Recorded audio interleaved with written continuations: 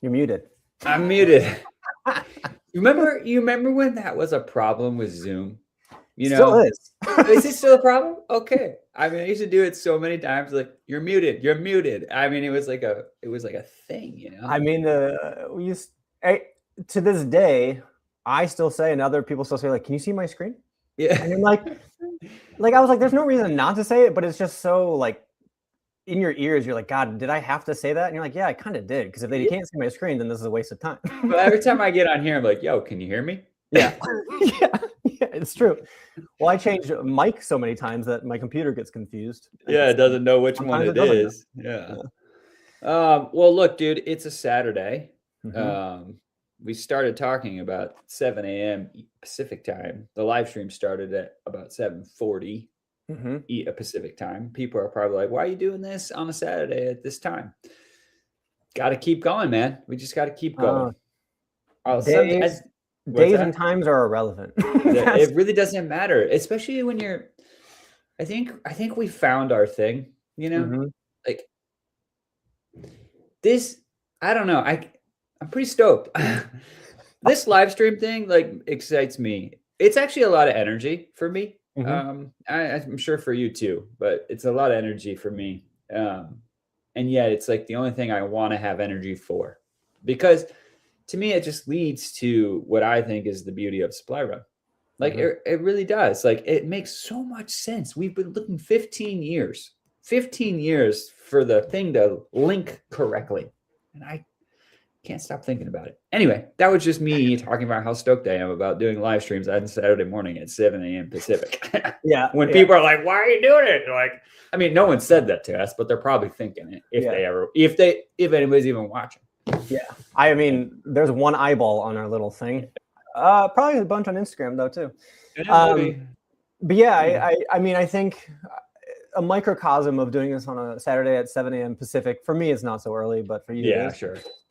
It's still a Saturday morning. Yeah. Like, why are you doing this? Like, work ended on 5 p.m. on Friday. And I'm like, I've never known how to explain it. But it's sort of that idea of like, we talked about this yesterday, of like blueprints. Like, there's a blueprint to how you're supposed to do things. And what we talk about here and what Supply Run is literally just shattering blueprints left and right. Yeah. You can, Daxton. You can subscribe. You and like can all totally do whatever you want, man. Welcome. Oh, welcome to women, Saturday morning. Yeah. But yeah, then on a lighter note, I got the whole. There's this kid. I was in Thailand at a Muay Thai / High Rocks training camp, and like I was there for a month, and like you trained every day. Like there's no. I mean, I worked at the same time, but I like every day I didn't know what day it was because it was just kind of like it was beautiful, it was awesome, and you're just training all the time, and you'd eat meals at the same time, and you eat it with like these 7 people or so. And one guy had been there for like 2 months, and I was like, oh man, it was like my first week there, second week, and I was like, wait, what day is it? And he's like, the day is irrelevant, like straight face, and I was like, yeah, you're right. He was like, the day is irrelevant. Like, who cares about if it's Tuesday or Sunday? Like, we don't know and we don't care because we're here doing what we got to do. And I was like, okay.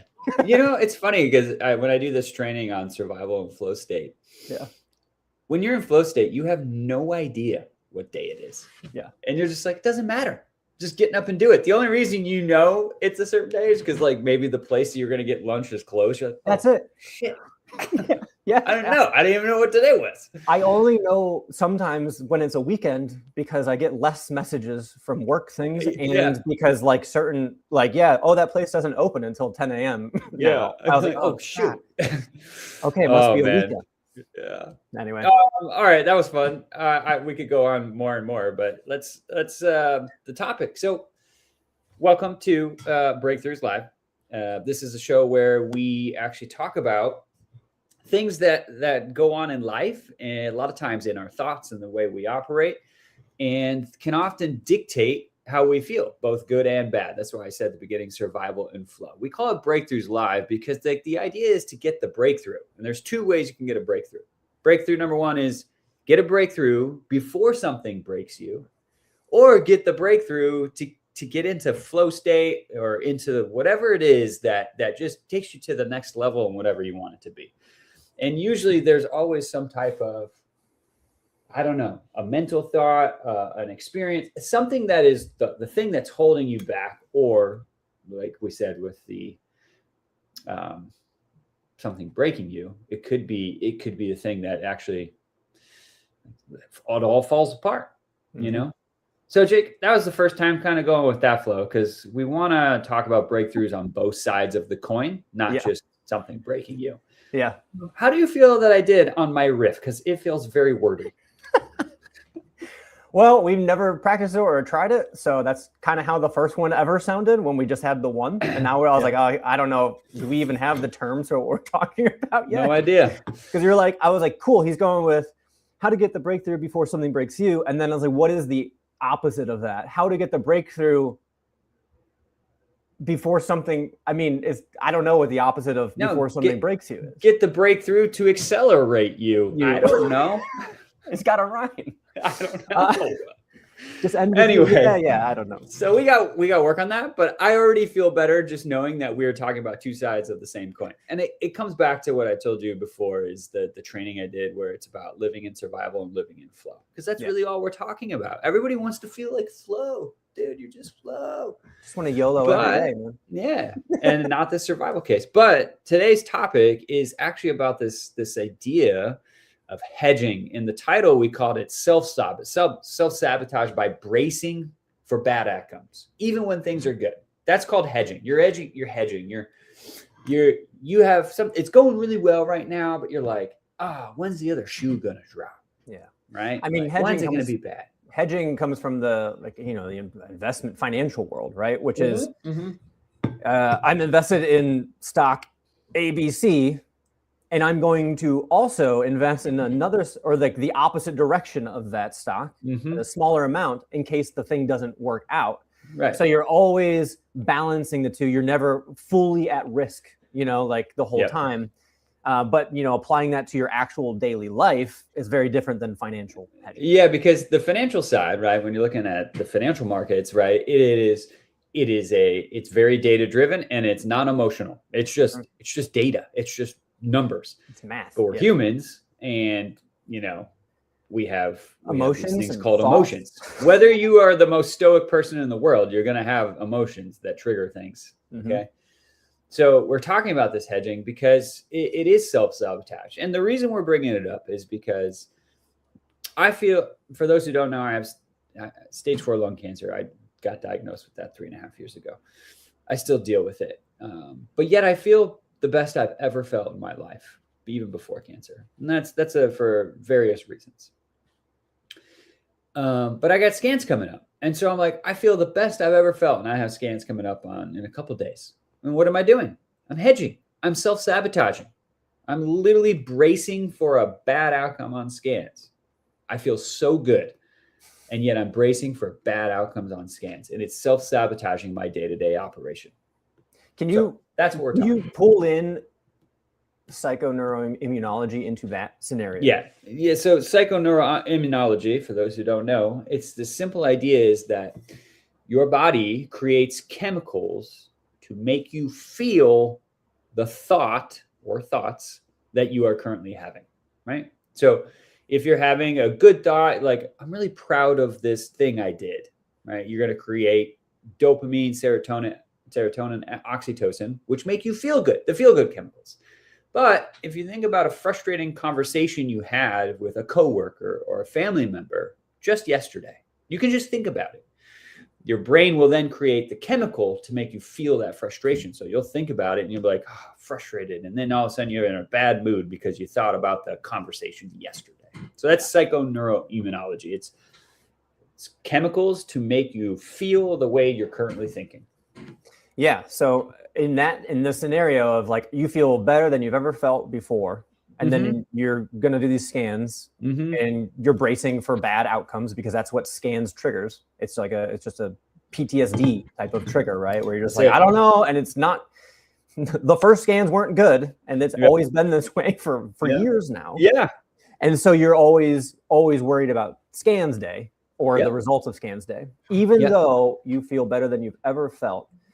So like, my question for you is, in terms of psychoneuroimmunology, what is that doing to yourself like It's creating stress hormones.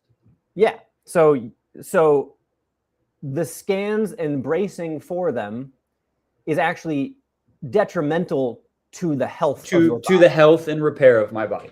Yeah. Yes. And that's literally. So, look, 3 years ago, I was terrible. Like, I remember you were staying with, you were staying with us. And I remember one time I had scans coming up and I'm going to be emotional today. God damn. I had scans coming up and I was so anxious about it that I just went, just bear with me. All right. I went and sat outside. I went and sat outside in the backyard in a chair, just anxiety, and I'm literally thinking about that. It's PTSD right now. It's creating it right now just by thinking about it. Yet, my last, we'll call it 3 or 4 scans, I walk in there with the right mindset. I trained my brain to not look at the outcomes of the scans as detrimental. Mm-hmm. But it's so funny because I'm getting emotional because literally just thinking about 3 years ago, and I'm like, it was so rough, Anyway, so I don't know where we're going because I lost a little train of thought. No. So you were saying you essentially what you've done is over those from year 1 to now, let's say. Yeah. You have trained your brain to turn down the hedging volume, right? Correct. Like it's not gone because clearly Correct. somewhere deep seated in there, you're like, oh God, here we go again. Mm-hmm. Whereas 3 years ago, it was debilitating. It was debilitating. You were like, I can't even function because I'm just awaiting the anticipation and I'm awaiting the results of these scans. Yep. Now you're like, you told me this, I have to go do the task of getting scans. Yep. It feels like you've toned it down, you've turned the volume down, but it's still at least one volume, right? Like it doesn't go away completely. Yep. And the scan is always going to be a trigger because it is literally saying there is an outcome and we don't know what it is. Mm-hmm. Like you are literally creating the results of an outcome by doing the scan. Mm-hmm. Unless you literally didn't do the scan or you said, don't tell me what the result is, you're always going to get a result. And so your brain is going to be like, let's brace. Defaults. For this the title of this thing, you're bracing for a bad outcome. You braced hard before, so hard it was debilitating. And now you're bracing a little bit, but you're still bracing. Yes. Yeah. And so when you think about this, it's purely because of the way the brain structure is set up. It is just to protect you from threats. Mm-hmm. And this is just a threat. It's a threat. And so your brain will always want to default, right, to protect. And that's why you get into this mode. It's also because there's a gap, right? If you go into something that's difficult, very positive, right? We'll call it a 10. You're like, 10 is the perfect thing. And you go into a positive saying, this thing could be a 10. And then it comes back as a 2, right? That's a huge emotional gap that you got to deal with. But if you go into it saying, well, there's a potential of 10, but I'm going to prepare myself if it's not. And then it becomes like a 7. You're like, okay, so the emotional gap now is only 7 to 2 versus 10 to 2. And then many people will go to worst case scenario and they'll say, well, worst case scenario is a 3. So I'm going to expect a 3. And then it comes back a 3 or a 2. And you're like, oh yeah, kind of figured it. Yeah. But then you're living in a completely different world. So like, I mean, with this analogy, if you're always living at the expectation of a 3, you are never, whatever thing you want to overcome or the thing you want to do in your life, you cannot get there by always expecting a 3. You'll always get a 3 and you're living at a 3. Well, you said something and it made me say, if you're always expecting a 3, you're never living. Right. You are literally, you're maintaining. That's what a 3 is, maintenance mode, right? That's it. And you're just stuck or adrift and you're just like, well, I'm not disappointed, but I'm also not in the flow state or the possibility state of like potential of my life, Right. Like I only have so much time on earth, but I am just chill here at a 3. You're on the hamster wheel, man. Yeah. You're just That's why people get running until the running. hamster wheel stops. You know, That's it. That's it. Or someone puts a stick in the spoke and it's like, boom. And now you're like, it could be a 1 or it could be a 10, and it's chaos. But it's interesting. I'm alive. I know what's going on. Yeah. I mean, yeah. Like think about. So obviously we had your example is a very heavy, intense example, right? That's what prompted the topic because it's coming up. But yeah, go ahead. In terms of like people, like if they're watching, you know, and they're like, well, how does that? The feeling of hedging appears all over the place, and it could be. It's usually a big hedge is like, I want to make a big change in my life. Usually it's in some bucket of a career or relationships or something like that. And like, you don't ever do it because you hedge against it. You're like, well, I'll wait till I'm completely ready to make, maybe you want to quit your job. You want to get a different job or something. And like, there's a leap there, right? Like you're on this cliff, there's this cliff, and you have to make the jump between leave this job and start this job, or get a different thing, or try something. Maybe you want to start a business or something, whatever it is. And you never quite leave this because you're always hedging against the worst case scenario, and or with the worst case scenario. So like you have a mentality of a 3 out of 10 possibility, and you're trying to reach here. It might not require a 10 out of 10 possibility. It might be a 7. But like you kind of like, actually your analogy is the same analogy for a different topic. You used to say like, I feel like I'm driving on the highway with my foot on the gas and my foot on the brake at the same time. Yep. And that was more like, I don't know, maybe that is really about hedging. Like that is hedging. You really want to go down this pathway, but you are pumping on the brakes at the same time because you are afraid of crashing. That is, I'm scanning at all times for the threat that could happen. Right. And so like, I think a lot of people are driving with the brakes on because of they're hesitating, right? They're afraid of the potential for failure if they go full gas to the direction they want to go. Yep. Well, I would say this, 98% have their foot on the brake and the gas at the same time. Yeah. Some people have their foot on the brake even harder, right? Some people aren't even touching the gas, right? Yeah. So the thing I think about then is, well, how do you, because here's the thing, this is coming back to the brain science stuff, right? The brain actually is already, it's geared towards survival state no matter what. So all humans, regardless of how successful they are or whatever, right? The brain structure is geared towards survival, meaning it is designed to help you eliminate or manage threats.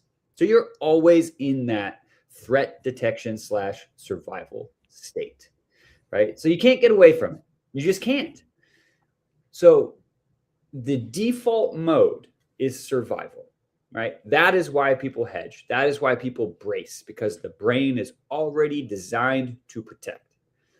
That means you have to train yourself. You have to train your brain. You have to train everything about you in order to basically stay in a flow state, or as long as possible. You have to train that, right? So the question that comes down to is like, okay, Jake, like we're in this survival all the time and hedging, and like, God, it sounds so depressing. Like, how do we actually not do this? Yeah. Okay. First thing is just know, be aware. It's naturally happens. So it's not like you're false, not like you're bad. It's just brain structure. It's a feature, not a bug. The survival state. Always. That's it. So the question, Jake, is, well, how do we train? There's so many modalities, and this is just options we're throwing out there, but how do we train ourselves for incredible possibility without hedging? Yeah. Or hedging less. Yeah. And the truth is like, we're sitting here and we're talking about like this scale of numbers, and we're not saying like, you gotta all gas, no brakes, you know, like that's the whole YOLO state, which is like, I'm always just doing what I want. And then, you know, that you need a little bit of breaks because you have a world that you've built, and you don't want to like ruin it all. Right. So like, it's kind of just like, how do you get to like that 7 or 8 state, you know, where you have this little bit of it's calculated risk instead of like full on risk. And so I think what the brain learns it can learn that a threat is not as much of a threat as it really is, you know? Mhm. Mhm. I mean, this is all over the place, right? Like anxiety is essentially the perception of a threat that may or may not be there. And so Mhm. it's over indexing on the threat. And Mhm. so how do you tune that down? How do you train the brain to say not everything that I'm excited about or is a possible difference for me? How do I tell it that not all of those things are bad? And that the outcome isn't going to totally upend my life and ruin it, like worst case scenario style. So you have to expose your brain to risk in one way or another. And the thing is, there's a scale of risk, right? There could be really small risk, there could be really big risks. I think a lot of people, their brain thinks about the biggest possible risk. That's the worst case scenario. And so they shut down before they even try. And so the question is how do you give yourself exposure therapy to smaller risks, or make yourself okay when you don't know what the outcome is going to be, good or bad. You know, like be like, hey, I accept that it might not go exactly to plan, and that is okay. And I'm okay with that happening. And I'm just going to keep doing that until your brain stops perceiving the negative outcome as a threat. Maybe that's what. That's good. The follow that's it's the word training. I can't get over the word training, right? It's just training yourself for that. Because here's what I think about what you just said. Like, nothing in life will ever go good all the time. Like, it's impossible. But that's all right? we want. It's just literally impossible. So when things are good, you already brace for the bad. Yeah. Because you're like, it's not good forever. Yeah. But the question is how do you train your brain to know that that's coming? You train your brain in that sense. And it is just like you said, I think you said it, it's like exposure, right? So you have the decision to train for challenge. And the question is, how can we do that? Because look, we grew up in middle class, blue collar, Midwest America, great life. And we had very little adversity. Let's just be honest, right? And like sometimes I'm like, that was an amazing life. But I had very little adversity to the point where I was prepared for this, for things we went through. And I don't want people to get to that, so like, how do you train yourself? How do you prepare? How do you expose yourself? How do you expose yourself? Well, maybe not expose yourself. Yeah, I mean, you could. That actually would potentially. Yeah. Hey, you wanna face a threat? How about public exposure? Let's see what happens. And then your reaction, I was like, wait, I don't think you said that well. No, I mean, I think there are many ways to do it, but it always comes back to the common thread of it is. I always come back to exposure therapy. That's like an actual medical, like psychological term, right? Like behavioral. What is it called? Cognitive behavioral therapy. Like that's something they might prescribe. Yeah. So exposure therapy, and like that to me always just sounds so scientific and heavy. You're like, oh my God, like I gotta go expose myself to all the shit I'm scared of. It's like that's how it sounds. Yeah. And so it's kind of like, well, you can do that without it being such like this big medical, thing, or and you can do it every day. And it's a choice, like you said. It's first being aware of when that hits, right? You're like, I don't want to do that, or I want to do that, but I'm not going to because I'm afraid of the outcome, no matter how small. And it's a choice to actually go through with it and accept the outcome, no matter what it is. And then, I mean, you have to do a training, which we can't do here on a live stream. And there's many ways to train it, but that is also where it leads into supply run, which is the fastest way to not hedge. Because you can't afford to hedge. Because bad things will happen, or bad outcomes will happen, no matter how hard you try to mitigate those bad things from happening. And when I say bad things, they're just like, oh, that didn't work out. If you don't know what supply run is, I've got to remind myself. SupplyRunShow.com.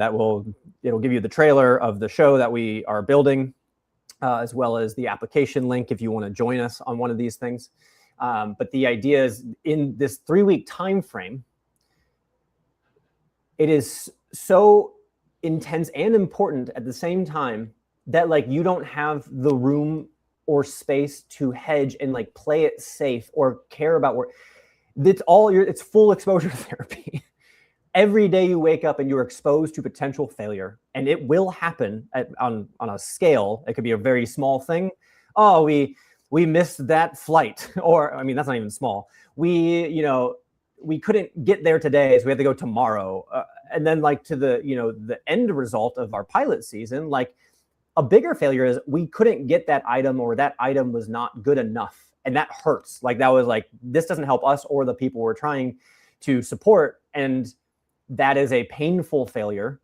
And then you have to fight through that. But like the more you fight through it, the less effect it has on you, because you've exposed yourself to failure the whole way. So training 3 weeks intensely. I mean, I remember Tim Ferriss had this thing. It was he would go out and do something that he knew he would fail at. And you can do that. You basically have to create something that there is like a 60% chance of actually completing it. You can make that, like, they're called misogies, MISOGI. It's a physical, like, do hard things type of stuff. But essentially, the reason for all the hedging is because if you're hedging a lot, let's just be frank. If you're hedging a lot, it's because you haven't had enough adversity. And you're avoiding more adversity. And you're avoiding it. That's it. You don't want to fail. You haven't failed a lot, and so you don't want to fail anymore. That's it. And don't get me wrong, like, everybody has adversity. It's some more than others. Like, my stuff's harder than some. A lot of people have it worse than I do. But like every day I'm exposed to the failure component. So it's like I am becoming very well trained. And it's like I'm tired of being trained, honestly. I don't want to do it anymore. Yeah. But like I gotta keep going, and it's just like, I mean, dude, before we got on this, I bawled my eyes out because 2 years I've been dealing with something for 2 years. And the pain is gonna start to resolve today. Like the thing I'm dealing with that's been extremely difficult for 2 years, is 2.5 years, is starting to potentially resolve today. And I had so much relief from that. But for 2.5 years, I've been sitting in trying to operate without hedging all the time. I don't even know where I went with that because I'm blanking out. I'm following. I know it's. I mean the day after supply run, right? And you knew you had to. You knew you had to. You're like, my life is everything. Your life is going to be in flux for an indefinite period of time while you're dealing with all the cancer stuff, and you're like, this is trying to grow your life at the same time.